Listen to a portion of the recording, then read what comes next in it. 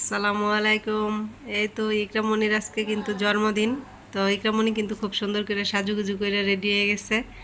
তো আমাদেরও রেডি হওয়ার কথা ছিল, তো একটু সমস্যা হয়ে গেছে, হঠাৎ করে একটা অ্যাক্সিডেন্ট বলতে পারেন। তো সিঁড়ি থেকে নামার সময় পা পিছলে পড়ে আমি পায়ে ভীষণ ব্যথা পাইছি, সেজন্য আর কোনো কিছু করলাম না, শুধু মেয়ের জন্য একটা কেক নিয়ে আসলাম।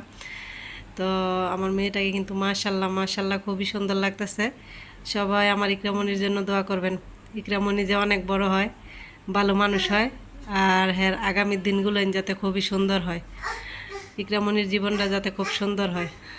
এই তো আমার মেয়ে কিন্তু একটু মন খারাপ করতেছিল, আমরা কেন রেডি হইনি, বলতেছিল যে ভাইয়ের জন্মদিনে তো তোমরা সবাই রেডি হয়েছিলা। তো এই আর কি। কেকটা কিন্তু আমার মামা শ্বশুরের মেয়ের তাই আর কি অর্ডার দিয়ে বানায় আনছি, আর কেকটা খেতে কিন্তু ভীষণ মজা। তো আমরা কিন্তু 2 দিন আগেই বলে রাখছিলাম কেকের কথা, তো ওনারও কিন্তু বেশ কেকের অর্ডার করে, তো খেতেও কিন্তু সুস্বাদু। তো আমরা কিন্তু এর আগেও অনেকবার আর কি ওনার কাছ থেকে কেক আনছি, তো অনেকই ভালো, অনেক সফট, সেজন্যই আর কি যত অনুষ্ঠানই হয় কেকের প্রয়োজন হয় তখন কিন্তু আমরা ওনার কাছ থেকে অর্ডার করি। তো আমার মেয়ের জন্মদিনের কেকটা কী রকম হয়েছে বলবেন কিন্তু। বার্থডে টু ইউ ইকরা।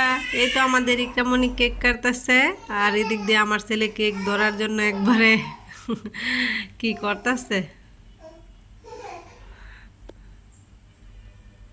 তুমি নিতে পারবা?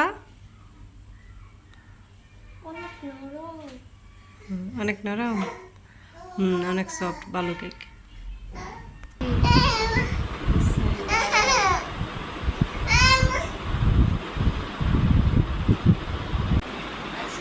হ্যাঁ, বিসমিল্লাহ বলো বাবা, বিসমিল্লাহ। কেকটা কি মজা?